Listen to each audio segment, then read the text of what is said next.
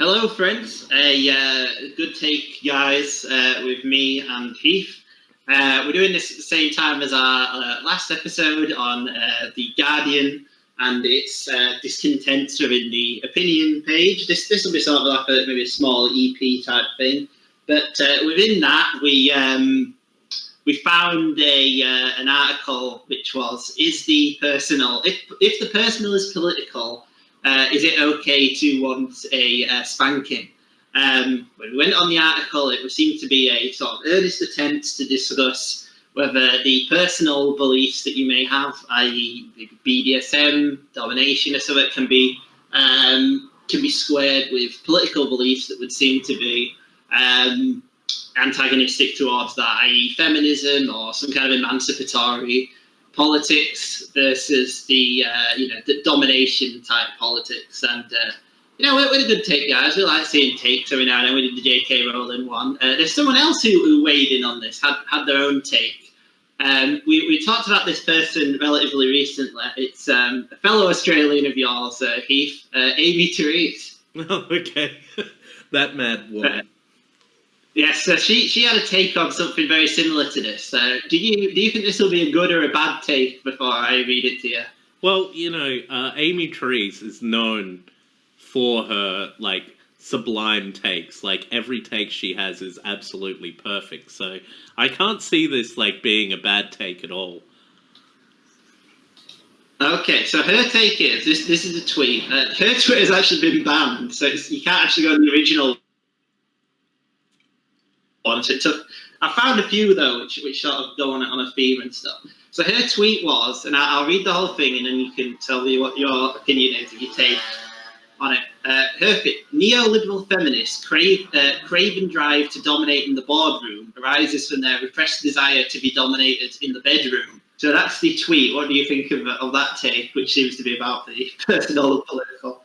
So she's saying that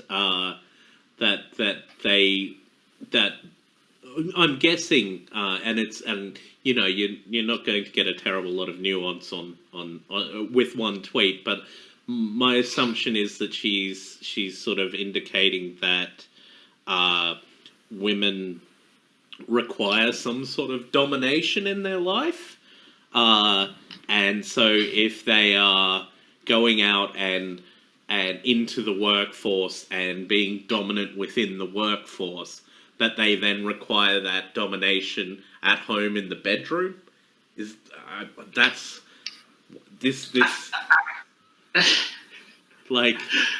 think it's supposed to be that they're repressing their desire to be dominated in the bedroom by then forcing their way into the boardroom, basically.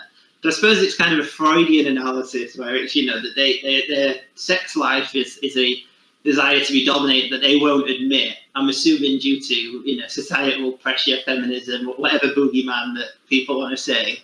And then because they won't admit to their repressed desires to be dominated there, they then work them out in the corporate world, i.e. the boardroom.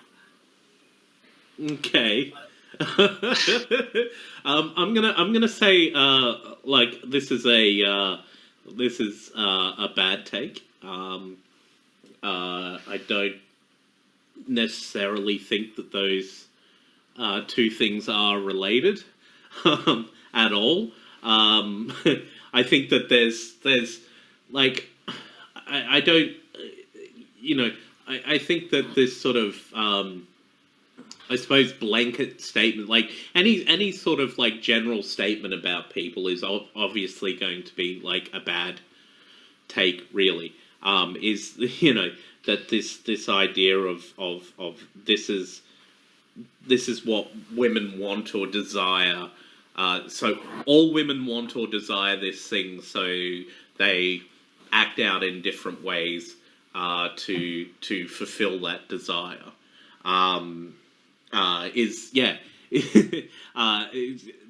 So it sort of says that this is what I was getting at to begin with, is it does sort of, it has that implication that all women want to be dominated in some way, which is really weird because that's not the case at all. I don't know.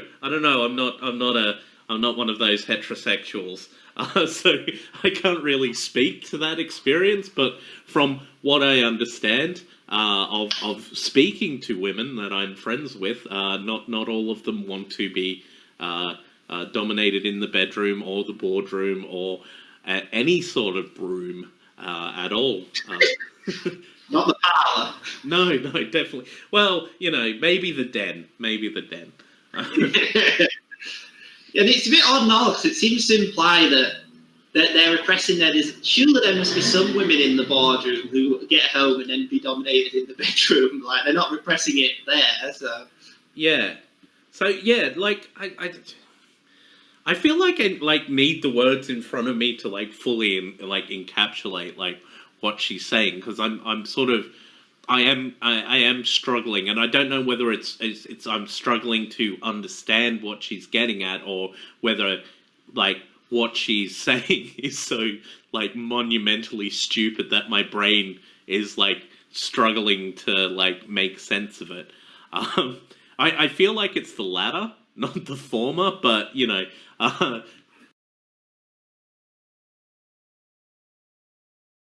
I have been wrong in the past.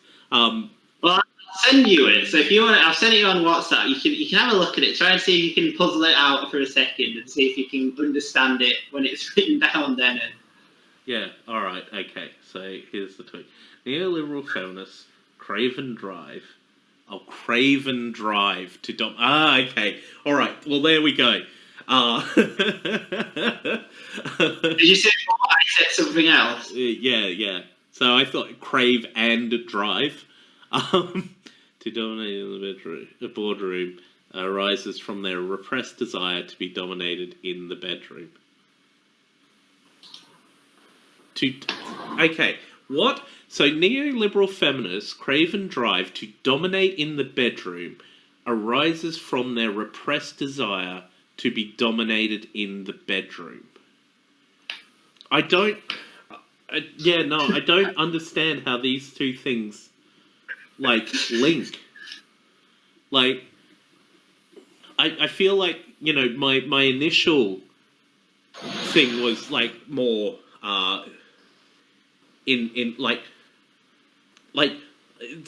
what I initially thought it said was probably, you could at least make an argument for it, but this doesn't make any sense. To dominate in the boardroom arises from their So, I don't understand how you get from that point to the next. Can you explain it to me? I think that she means that people who want to be successful in the boardroom are basically women who are who are they want to be like trad wives essentially and be dominated but they've repressed that part of themselves. So I'm assuming that it might be that you have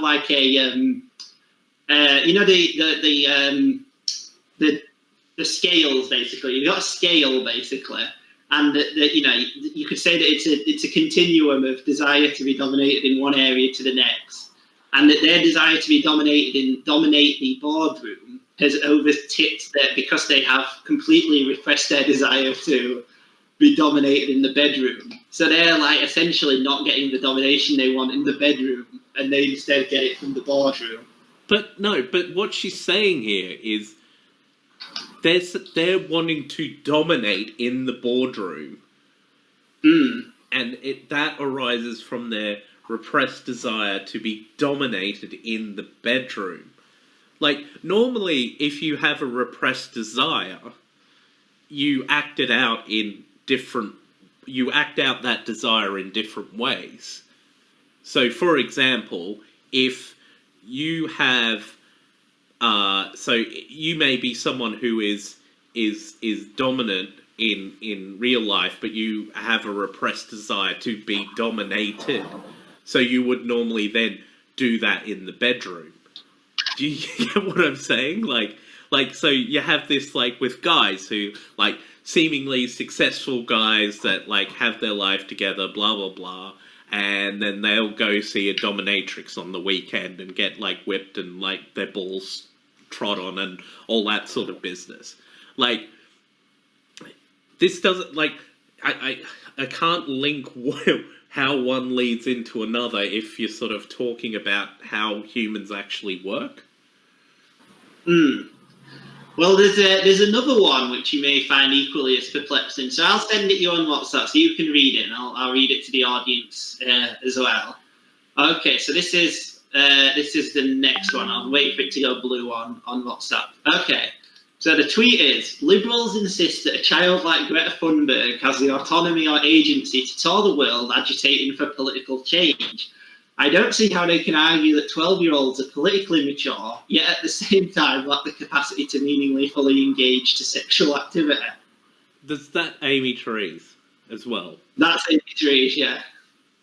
Fuck me. Oh, sorry, yeah. So I did it from a screenshot, but I thought that'd be too small for you to see, so I did like a print screen of somebody doing a thing about it. So yeah, okay. Same person, yeah. So do you think this? Let's do it a take scale. Is this take better or worse than the last take? I feel like the last take. I think this is worse than the last take, mainly because the last take was incoherent, and what it actually sort of talks about sort of doesn't make a terrible lot of sense.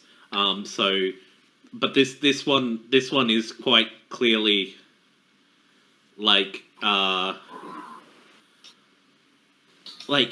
it's sort of there's one of two ways that you can look at this, is that like she's either telling people who are like 12 years old or whatever, young people, people under the age of consent, let's say, she's saying that they are not able to actually agitate for political change, or so basically they should keep their mouth shut because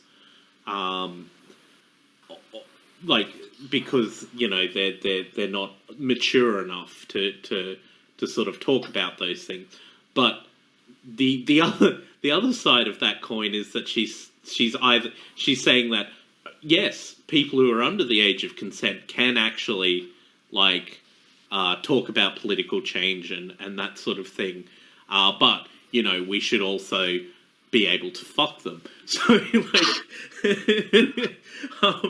which is like a really, really fucking bad take. Like that's a terrible take. But on either level, it's a bad take, because it's like I don't think that like we should say to children that they shouldn't have an opinion about like you know, political change and stuff like that. I think that they can I think it's one of those things that we should take on a case-by-case basis, see what they are actually saying and whether what they are saying makes sense. I think that like if you are and like if like, and we have this, and I suppose like where you can make the link between these two things is that I suppose, you know, generally speaking, in a lot of places, age of consent is 18. Other places it's 16, and that sort of thing, and that's similar to the voting age, and like you know, like are we saying that people can have, you know, like if people can have conversations about you know, politics, but like if they can engage in like political action at 18, well, does age of consent actually matter? Which is like is really fucked up, because like the thing is with a lot of these sort of laws, it's like you've basically got to draw a line. Like you can have a say 16-year-old, like let's say you live in somewhere where the age of consent is 18, and I think in the UK it's 16, isn't it? The age of consent. Yeah. Yeah, it's the same here in Australia. It's 16. But let's say it's in 18 is the age of consent. Like, you're going to have a 16-year-old who is mature enough and like understands themselves and that sort of thing, to the point where they could probably make a fairly, you know, well-informed or as well-informed choice about like their sexual actions as anyone else, like any other adult. Like, that's the thing. But the thing is that the vast majority of people of that age, or, you know, younger, can't make that decision. So we have drawn a line in the sand that says 16 or 18 or whatever it is, and that's the age of consent, right? And it's the same for voting. So we've decided that, as a society, we've decided that there can be people who are under the age of 18 who can make a decision about voting or be engaged in politics and that sort of thing. And, you know, that's fine. They can have that opinion. But the vast majority of people under the age of 18 aren't engaged or aren't educated enough or whatever to actually make those decisions. So that's where we've drawn that line in the sand. So I can understand why she's linked the two things, but then, like, in both scenarios, it's, like, really bad, because the way that we do things in society is try and create a situation that is the best for the most, you know, the best case scenario for the most people, sort of thing. That's generally how things operate. And that's why we have consent laws, and that's why we have voting age restriction laws. Yeah. Yeah. Well, I'd just say a few things on it. So, first off, I think that obviously political activity is different from sex anyway and stuff. Yeah. So her argument already falls down. But also, so the thing that that people say about, you know, so Greta Thunberg is she's not actually voting; she's talking about issues and stuff.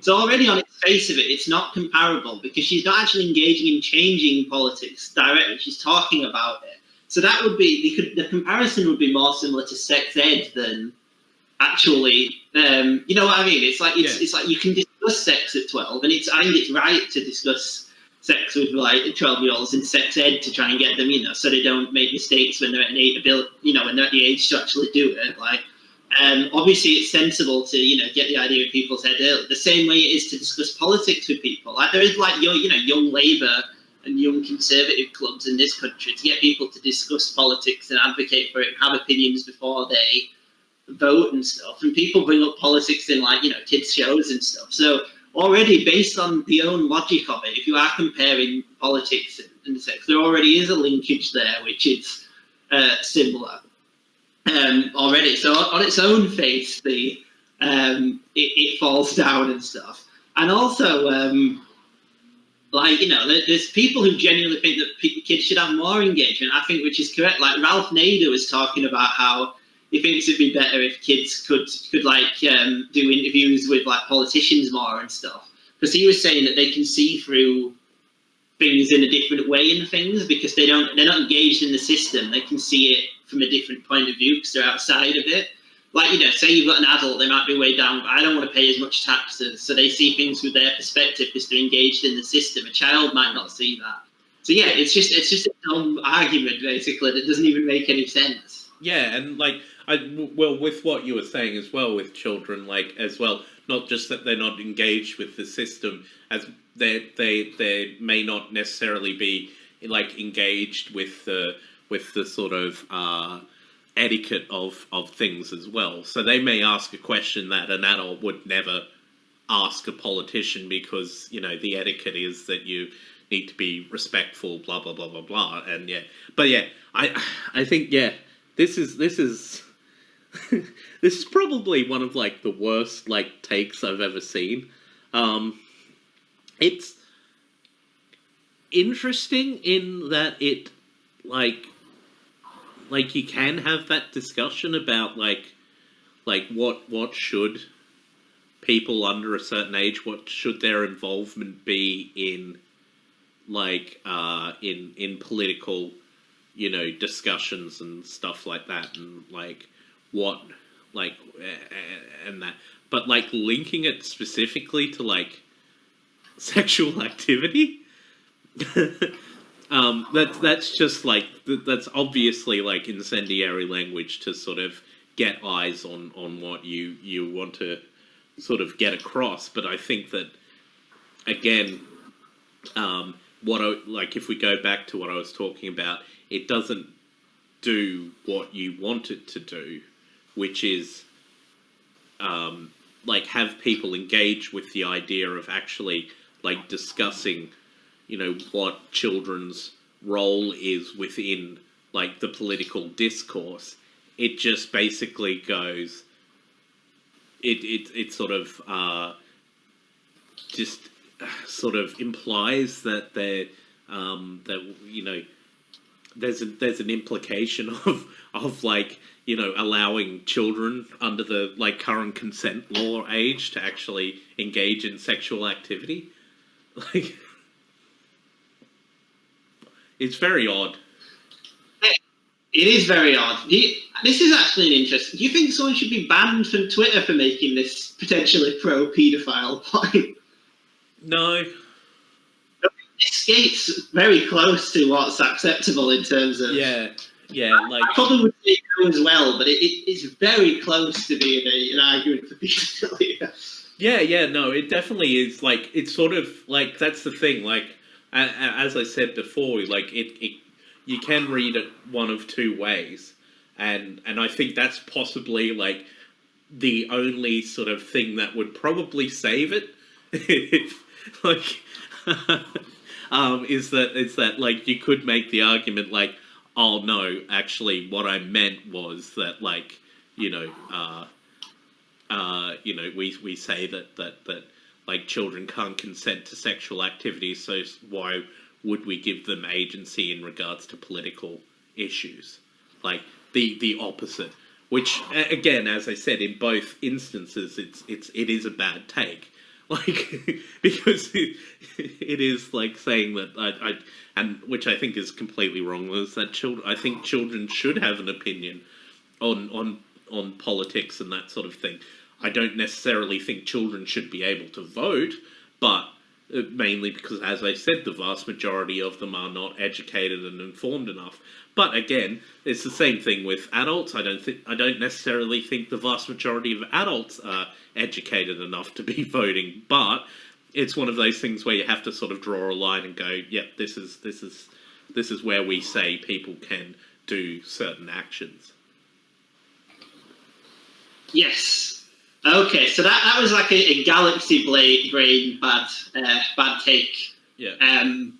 Really. So all right, let's try another one that maybe is not quite as bad.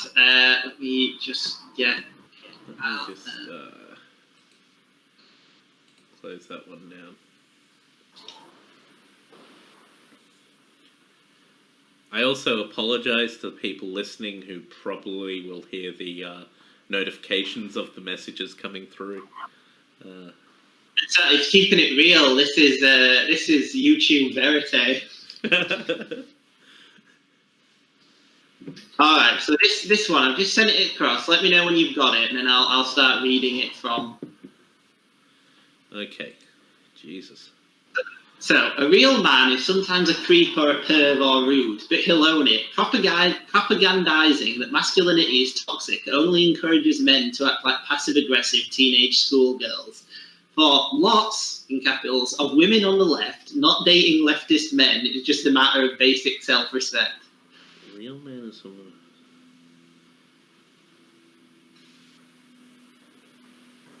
Okay, alright, so firstly, straight off the bat, okay, straight off the bat, better or worse than the last tweet in terms of good take, bad take? This is good take or bad take?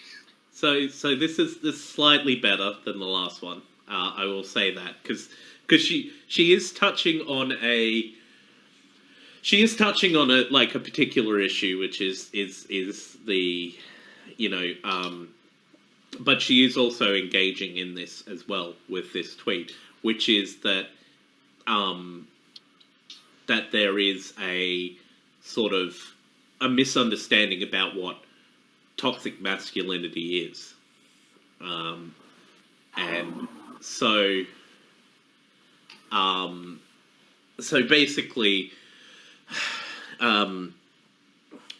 toxic masculinity, the best way that I can sort of describe it is that it's a set of behaviors that society says that men should be, and that creates an expectation which then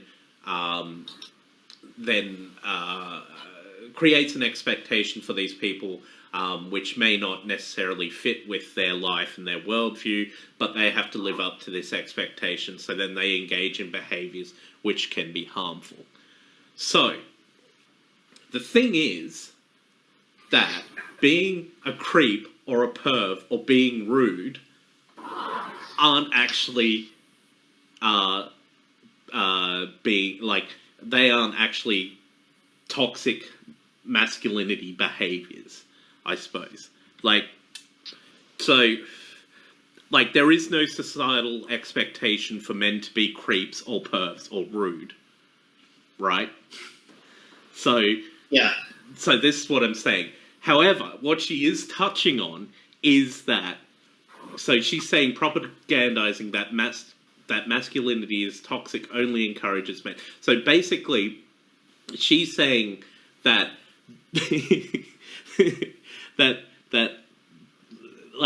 you can say that within this, she is pointing out that a lot of people though do this.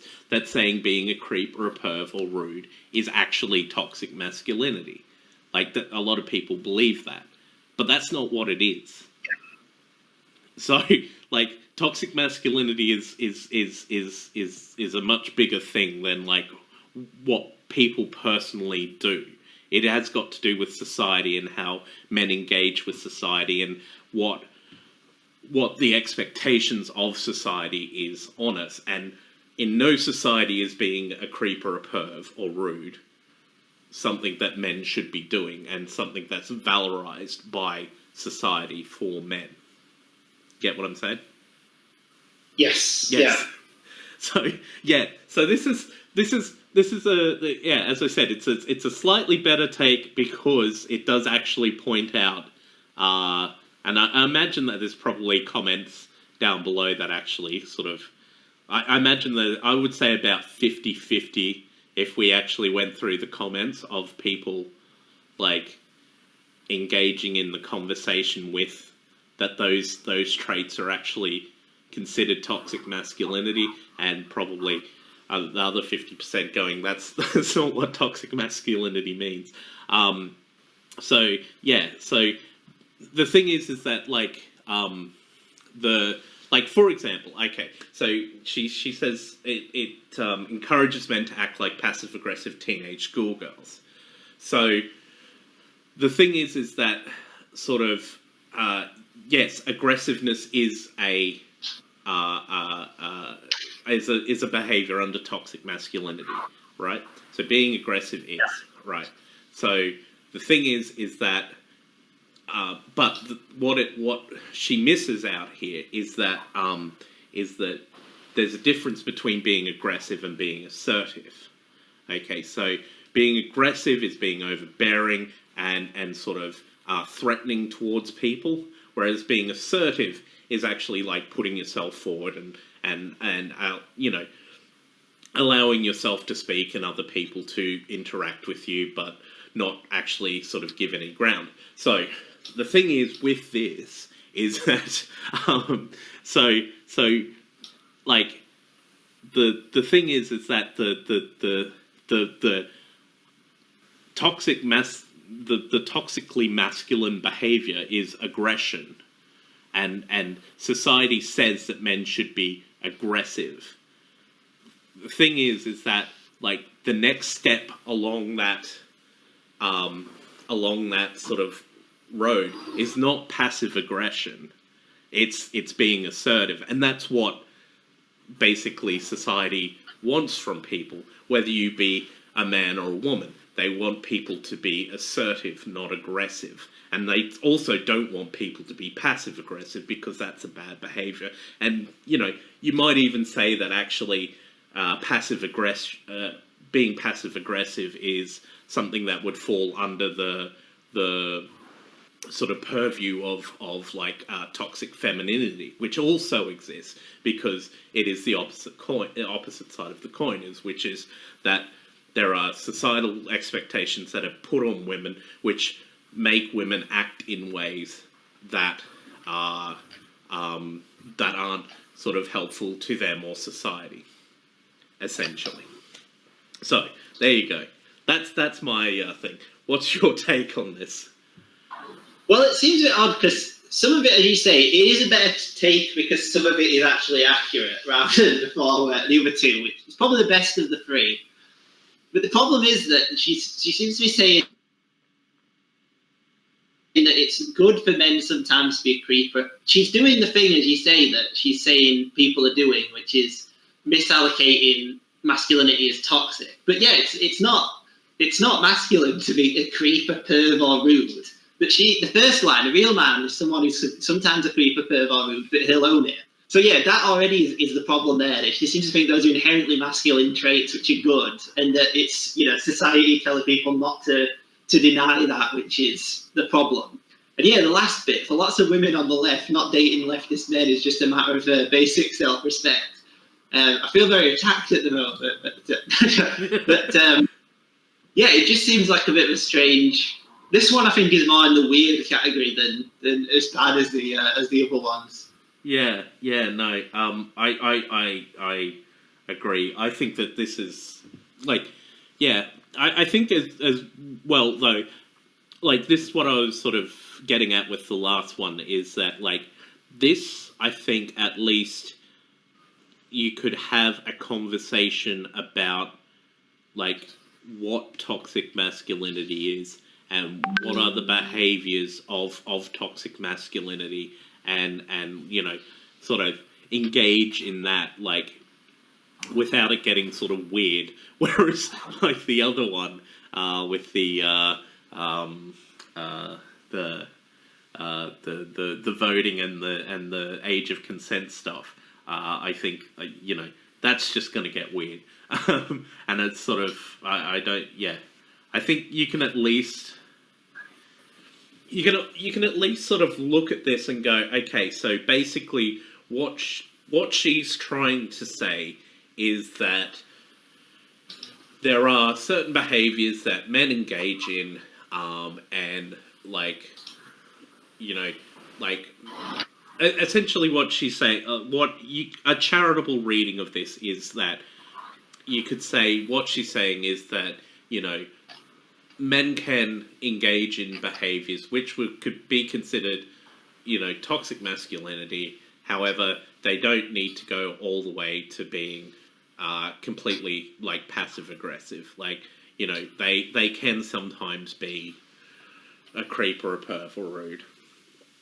Which I think again, all people can be a creep or a perv or rude. Like, I fucking know some very definitely rude women, but also creepy and pervy women. Like, this is not a male-female type thing.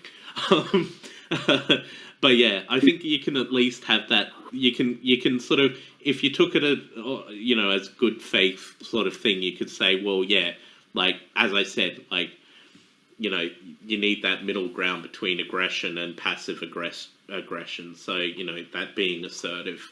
So you could take it at that, but that's probably about the most charitable, take that I could go with that. And while we've been talking, she did have another tweet about men that I've sent across to you. So I'll read that while you read it as well. Yeah.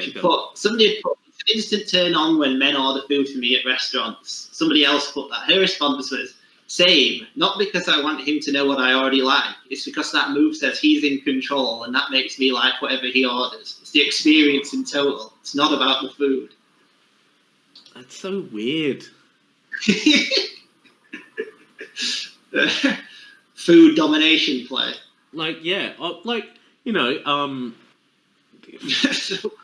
This is probably about the most benign of her takes so far, I would say. It's probably her best take, because,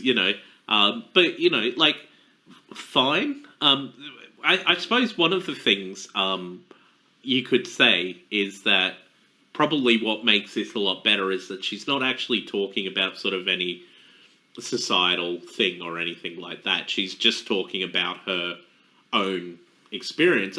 And like, yeah, that's fine. Like, if she thinks, like, if that, like, makes her feel better, like, or makes her feel turned on or whatever it is, like, great. Like, good on her. Like, I'm sure there's tons of people out. Well, there's at least two.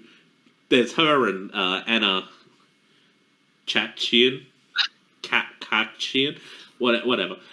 Yeah, she does the red skin podcast. Yeah, but like, there's at least two of them there who are like, and I imagine that there's plenty more women who are like, yeah, it's, I like it when a man orders food for me, you know,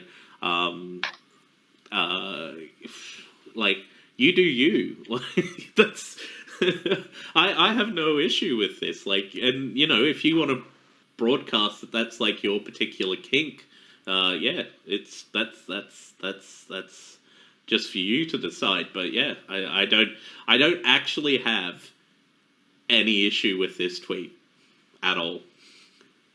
Now, I think it's good to get one in where it's a perfectly fine tweet. You know, we don't want to make it seem like everything is bad that she's ever done, I suppose. Yeah. I can imagine like there would be people who would react poorly to this tweet, but yeah.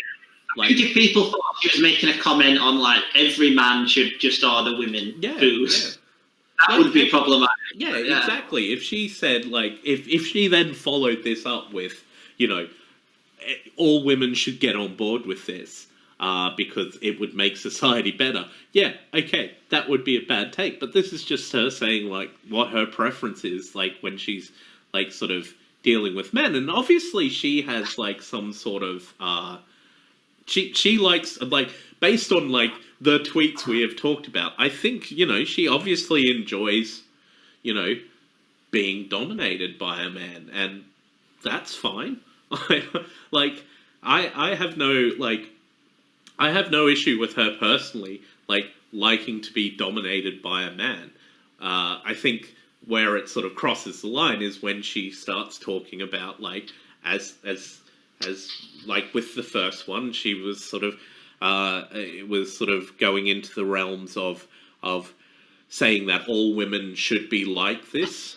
Like, all women should be like her, and because they're not like her, there's something wrong with them. Which, you know, is a bit, like, sort of rich, because I'm sure she would be the first person who would balk at someone saying, well, the way, like, the fact that you like to be dominated by men means that there's something wrong with you. So, you know, like, sort of just take it either way. Not everyone's the same. People like different things. And then you've got the... and then you've got that last one we were talking about, which obviously where she's talking about toxic masculinity. She likes aggressive men. She likes men that are sometimes rude and that sort of thing. And that turns her on. Great. But she's talking about things like toxic masculinity, which is like not really got anything to do with what her personal thing is. And this one is just her saying, like, this is what I want. But yeah, she's obviously like, she likes to be dominated, which is, you know, good for her. Okay, well, next one. With her, these are her thoughts about #MeToo. Yeah. So I suppose before you read them, what do you think it'll be? Good take, bad take? Oh, I've already got it up, so let's go. So I'll read it. #MeToo is long-awaited catharsis for aging star fuckers everywhere. That time your naked 19-year-old self gave a handy to a celebrity photographer is now your trauma ticket to the 15 minutes of fame you were denied back then. He and the skin pics are really going to pay off. So I sent you 3, so I suppose I'll do all 3. The neoliberal feminist girl bosses and their emasculated liberal men denied the fracture. Leaning into... Oh, so this one's actually part 2 of a tweet. Apologies for that, listener. So this gives Heath more time to come up with a rejoinder. So where's the first?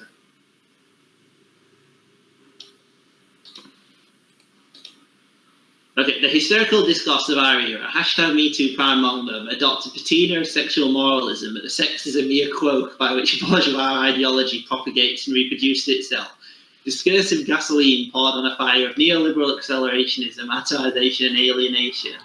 And then there seems to be a reply. The neoliberal feminist deal bosses and their emasculated liberal men denied the fracture, leading into gender reductionism, hashtag #MeToo, abortion obsession, and trauma porn. They fetishized bourgeois women's rage to manufacture, spelt incorrectly, I think, consent for a fantasy that male entitlement was to blame. Okay, so you've had a minute to process, I suppose. Good take, bad take. I'm still actually processing this. Okay, processing time. Yeah. No, there's a lot in this. Like, okay, all right. We do it bit by bit then. Do you want to? Should we go through a bit? Yeah. Let's do this. So MeToo. Hashtag #MeToo is long-awaited catharsis for aging star fuckers everywhere.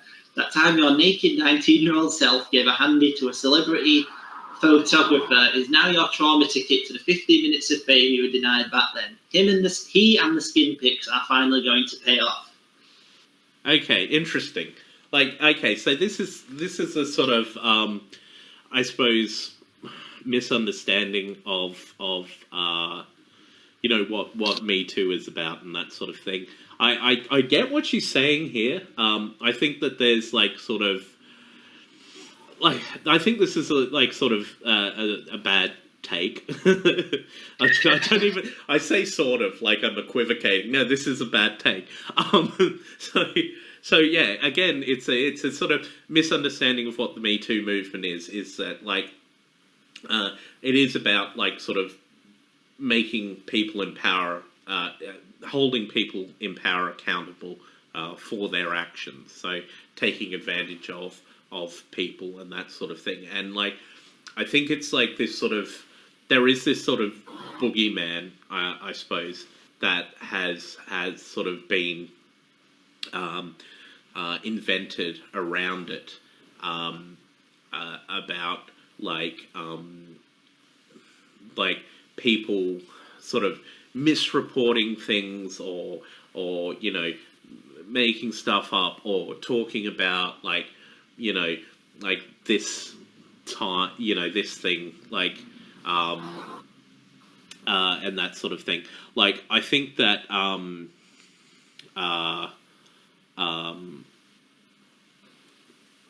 like these sort of things don't actually get traction because a lot of the time, like, so for example, some people might put up like, oh yeah, this, you know, I gave a hand job to a celebrity photographer, blah blah blah, he's a terrible person, and then sort of as, you know, time goes on, it's revealed that like it sort of was consensual. Maybe there was some iffy stuff in there, but like it's like, is it enough that we're going to throw this person in jail, basically? And it's like, no. So like, but I think this plays into that sort of boogeyman that there's just people like inventing things or actually inventing things or actually overreacting to situations from their past, and these things are getting traction and bringing down all these people and that sort of thing. And it's not the case. I think that this is again, I think this is just playing into that sort of that whole Me Too, boogeyman thing. Anyway, moving on. Unless you've got a... Okay. Well, yeah, we'll move on, and then I suppose we'll go on through the next thing. So the next one is, I've sent them in a bad order. So the next one I think should be the historical discourses of our era, which is the last one. Yeah. So if you want to get that one, and I'll read it aloud again. The historical discourse of our era, hashtag Me Too, prime among them, adopt a patina of sexual moralism, but the sex is a mere cloak by which bourgeois ideology propagates and reproduces itself. Discursive gasoline poured on the fire of neoliberal accelerationism, atomization, and alienation. Okay, good take, bad take. I honestly don't understand what she's saying there. Like, so I think to try and be the Terese Whisperer, I suppose. yeah. What I think it's supposed to say is that stuff like #MeToo, the discourse of our era, say more generally, like, I don't know, feminism, which from the other tweet she used to have an issue with, especially the neoliberal kind, is... As do I, but, like... Yeah. But I think that she is confused about what is the neoliberal version and not. But anyway, yeah, so she would say that is as she says it, the doctrine of sexual morals, that is just a way to advance neoliberalism itself, and a way to disguise from the accelerationism, atomization, and alienation. So I think she's trying to say that they're just ways to further the neoliberal. The problem is she's using too much abstract language. It doesn't mean anything to try and hide the fact that it's kind of empty waffle words, I think. I think that the basic gist of it is that #MeToo and sort of feminism, where it's based around the boardroom or people who are higher up, is just a way to... I don't want to say the words class reductionist, because that is... obviously people say that incorrectly. But I think that the problem she's fallen into is that it's the idea, does it advance the working class? No, worthless, basically, throw it in the garbage. Yeah, okay. Another one where she had a go at Michelle, what's her name now? The actress who's in Venom, Michelle Williams. I don't think that is Michelle Williams. I think it's that actress that looks like Michelle Williams, but isn't her. I think it's Michelle Williams in Venom. We'll look that up afterwards. But she did a tweet where she said, so Michelle Williams did a thing where she Michelle Williams talks workplace culture post #MeToo. You don't get a morning grope, you get a morning handshake. So I would say fairly neutral. I don't see what the issue is with that. Aimee Terese put, #MeToo has done nothing for working class women, deprived PMC women of mentoring opportunities, and made them feel less safe at work. I don't know how #MeToo has done that, but anyway. But hey, Oscar winner Michelle Williams has been so moved personally and professionally to be part of the conversation. So I think her issue is that people like Michelle Williams end up better off, but then working class women and other people don't end up better off by #MeToo. Yeah, well, I think I kind of agree.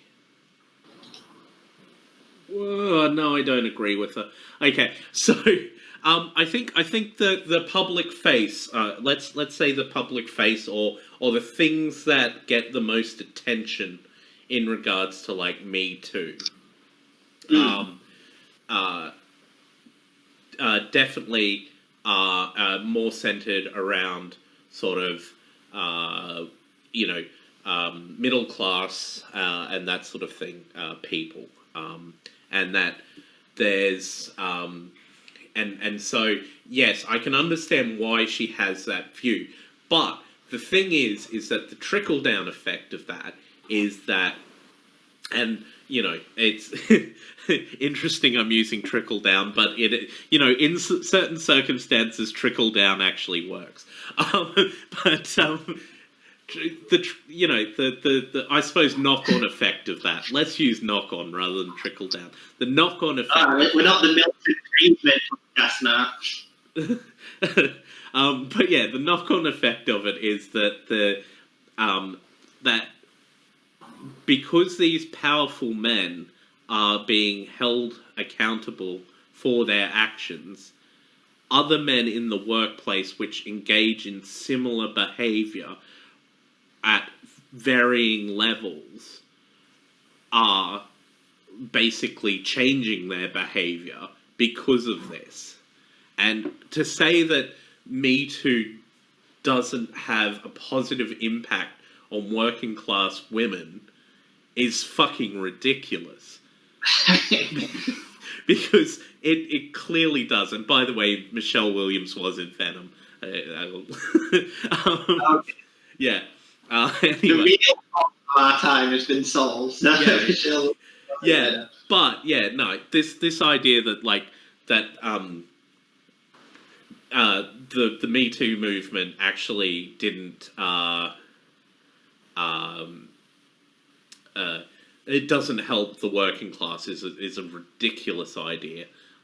It absolutely does. It's just not as publicized as the other parts of it. Exactly, yeah, and I think it's ridiculous anyway, because even on the face of it, so she's saying, it doesn't make any difference that Michelle Williams now gets to go to work with a morning handshake, not a morning rope, so it doesn't do anything for working class women. Even if that in and of itself was true, it's like, because it falls into the same problem all these people do, and it's not just her, it's all these ones who, claim to, be, I'm left, but I'm not liberal, and, I don't care about anything other than class, which that's a fine position, but then they make all these things where they bring in cultural stuff as well. But because what they're trying to do is they're trying to say anyone who talks about culture is bad because it's a distraction, but then they talk about culture endlessly, saying, and to try and make conservative talking points. But then if you try and say that's a conservative talking point, it's like, oh, no, it's not. It's it hides behind the mythical working class, which is a sort of bigoted, sexist. It either does that where it says, but working class people agree with this without any evidence, or they just say, why are you bringing culture into it? But you can't have it both ways by saying that, like, if she genuinely believed all this cultural stuff was the distraction, why would she tweet about it, basically? If she thinks it's just an internecine, thing where it's, powerful women trying to replace powerful men, and that's what it's doing, and that's all it's doing, and we should ignore it. Why then tweet about it? And I think this is what lots of people do. I don't think it's just her by any means. I think there are lots of people who try and hide behind this idea that they, just want to talk about class, and then they talk about cultural stuff endlessly, as if there's not some disconnect there between what they're doing. Yeah, well, basically what they're trying to do is like point out that these things are meaningless. And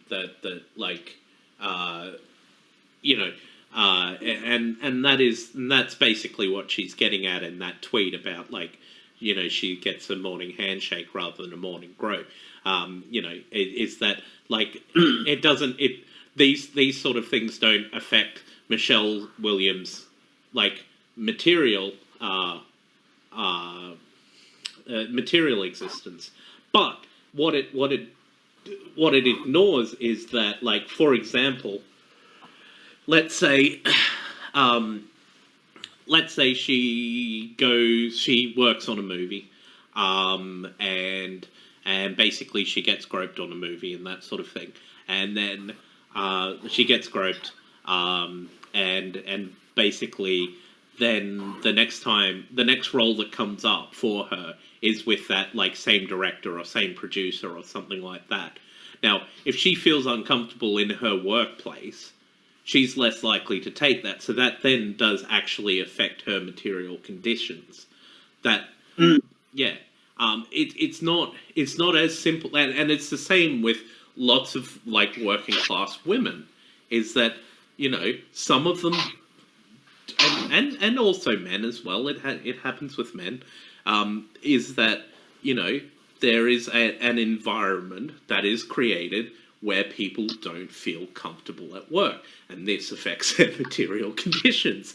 Like, and you can't just separate these two things. Like, it is a problem, and you can, like, and also you can, like, sort of say that it's a problem with, you can, like, make the case that it's actually a problem with, like, capitalism or something like that. Like, so basically the argument would be in that case is that, it's financially more viable to keep the pervy producer on board than it is to keep Michelle Williams on board. So that's why, this sort of behavior continues.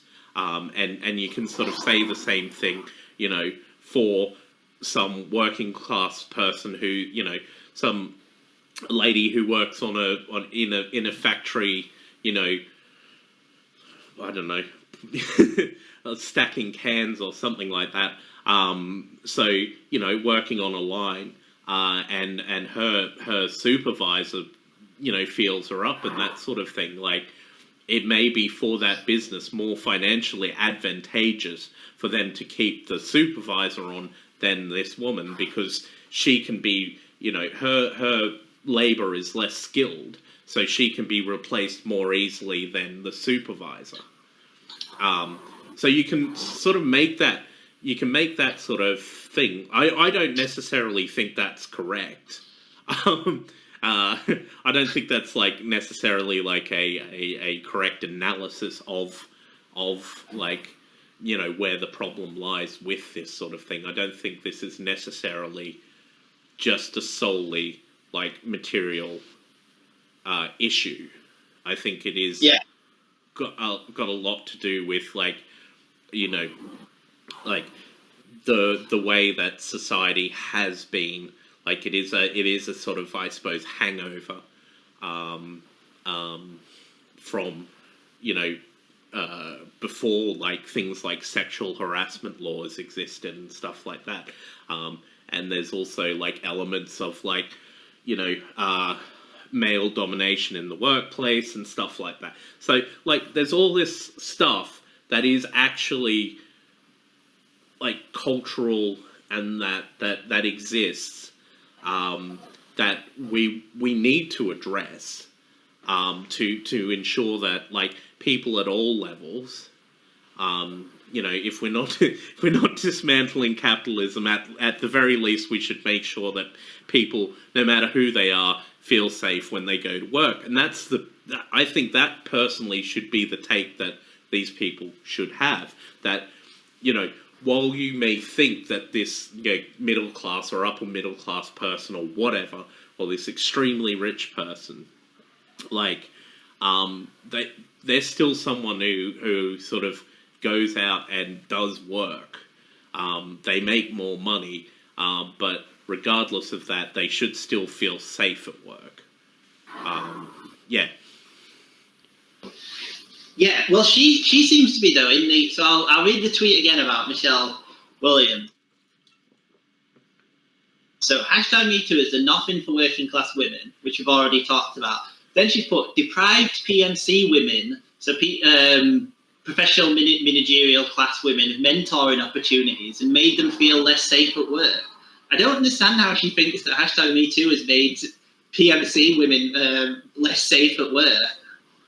No, I don't, and sort of this, like, I firstly, yeah, like, I think you can sort of just disregard that, like, how I can't even think of a sort of scenario, like, unless she's talking about, like, safety as in, like, job security, maybe, like, that's all right. So there's a well, this is so stupid, though. So basically, the article is a Hollywood Reporter one, right?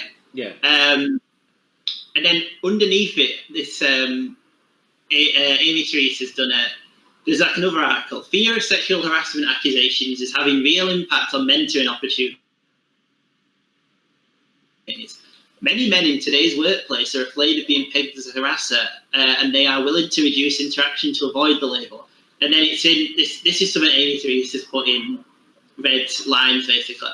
A full 60% of male managers say they are uncomfortable engaging in common workplace interaction with women, including mentoring, socialising, and having one-to-one meetings, up 14%. So she's trying to say that people feel they don't want to interact with women, so they give them less opportunities. However, there's not actually a link to any actual evidence of this, and the thing that she's posted is just a link to something called SurveyMonkey, which is just a thing that you can set up yourself. So there's no, you know, there's no question of who these people are, how many men there are, and stuff. It's poor investigation on her part. Like, there's no idea of how many people this even affects, basically.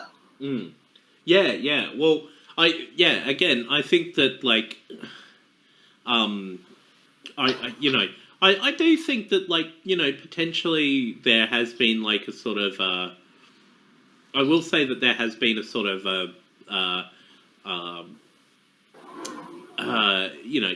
a lot of men are a bit more sort of, I don't know, squirrely, let's say, when it comes to interacting with women and that sort of thing. And, like, you know what? Fucking rightly so. Like, this is the thing, like, I have worked for 20 fucking years now and never been once accused of sexual harassment. And that is because, for one reason, and one reason alone, is that I treat work as a professional space. Like, so, you know, it's like, if you're concerned about being accused of sexual harassment, that means that you're probably engaging in behavior which you know is not appropriate at work. So, the take from that is, stop engaging in that fucking behavior. Like, that's it. It's, you know, I don't understand why people, like, think it's so difficult. But, yeah, I can understand, like, men, you know, they might be a bit, like, concerned that you know, something may happen, and that sort of thing. Like, you know, if they're alone in a room with a woman, like, they may be accused of something or something like that. But the reality of the situation is that, like, if you're someone who doesn't normally engage in inappropriate behavior in your workplace, if something like that, if someone accuses you of something like that, it's very often it's very often not something that is actually taken seriously, because people in your workplace know you, and people in your workplace know that other person. So, you know, like, I think it is just the case of that, like, some of these guys just need to fucking understand that, you know, you can't behave the way that you have all this time. Like, it's a case of you've just been getting away with it for too long. Like, that's the thing. You've just been getting away with it. It's not what you were doing was okay. Like, previously what you were doing was okay. No, it's just that you've been getting away with it. It's like sort of someone who, like, steals, like, a pack of gum from the shop, the corner store, like, you know, every week or something like that. And then one day they get caught and they go, well, I've stolen a pack of gum from here for the last, you know, year. Why is it suddenly a problem now? It's like, yeah, no, it was always wrong. You were just being caught. Like, it's, you know, so maybe don't engage in that behavior. That's the sort of, like, easy way for most men to sort of get around this. And if you're worried about it, well, you know, like, one of the things that you sort of also need to reckon with is, like, how a lot of women have felt in the workplace as well because of stuff like that. Like, you know, there's a vast amount of women who have not felt comfortable in their workplaces because of the behavior of men around them. Now, because of perceived behaviors of women, some men are not feeling comfortable in the workplace. It's like, well, you know, one of these, it will sort itself out, but, like, what you need to do is make sure you're doing the correct thing.